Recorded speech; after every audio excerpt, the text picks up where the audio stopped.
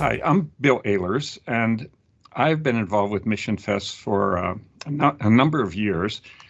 I came to Winnipeg in 1987 to pastor Bethesda Church here in Winnipeg, and currently I'm the new pastor at All People's Church in Falcon Lake. But I got involved with Missionfest back around 1989. It had already been going for a couple years, and it started from the desire of a group of church leaders and parachurch leaders as well to have kind of a province-wide missions conference.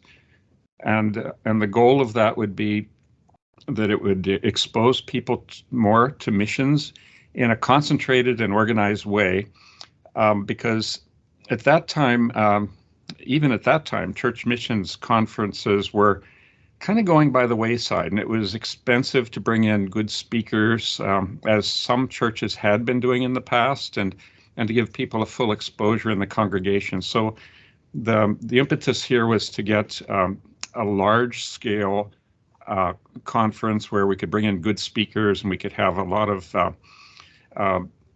parachurch organizations represented to help people understand what's going on in missions and what the opportunities are. And early on, they began with the idea that Missionfest was to inform people about missions, to inspire them with what God is doing in the world, and also to help people invest in missions, including their very lives, and maybe they would hear the call from God to go to the field, and so to involve them in world missions, to inform, inspire, involve, and also to invest. And so I came on around 1989, and I became on the program committee of Missionfest. And there was a man named John Harder, who was the Canadian director of Gospel Missionary Union at the time, and he got me involved in that committee. And it wasn't very long before he sidestepped to some other role and left me with the program committee, which involved setting up workshops at Missionfest. Like, these are breakdown sessions where people could meet in smaller rooms and hear experts on a certain topic, and people could ask questions and just go deeper on those topics. We used to have 20 to 25 workshops, depending on how much room the space had. And it just kind of grew from there. And pretty soon the crowds were getting to the point where we couldn't contain them any longer. And this was held in various venues over the years. We met at Grant Memorial Church for a while. We met at Calvary Temple for a while. We met at the University of Manitoba, and we met at the Convention Center for 2 years. That was quite expensive, but it did allow us a lot of room. And now we're at Church of the Rock and have been there for quite a while now. And that facility has been just wonderful for Missionfest, and lots of room there, and it just works really well. So that's a lot of my history. Now, as time went on, I became the not just the program committee director, but they asked me to be the sort of the head of Missionfest, and I was organizing the whole thing. So we're contacting speakers from all over the world, bringing them in. And I remember one speaker in particular was kind of a highlight. And his name was Bruce Olson, and he was also known as Bruchko. And he wrote a book by that title, and I think it's still in print. And he went out on his own from Minneapolis. He didn't feel like he needed to be under a mission organization, which is certainly not the way we recommend it these days. But Bruce went out and he went to Colombia, and at that point he just immersed himself in the people there, and he has all kinds of stories to tell about eating grub worms in the ground just to identify with the culture, learning the language, and since then he learned many languages in that area. And long story short, that the churches that were formed from that are now spreading the gospel to other tribes in in Colombia and South America in general. And Bruce came up, and he was one of our speakers, and he could only be reached when the satellite was going over, and he could get email reception.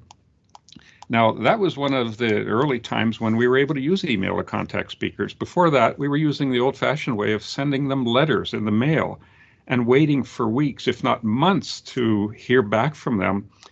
And that was the way we did it back in the 80s. And it wasn't until the early 90s that we had email, and we could really make things a lot more efficient. So lots of good speakers. It's been wonderful to be involved in it, and then on the board of Missionfest. Back then, in the early days, we were all doing this as volunteers.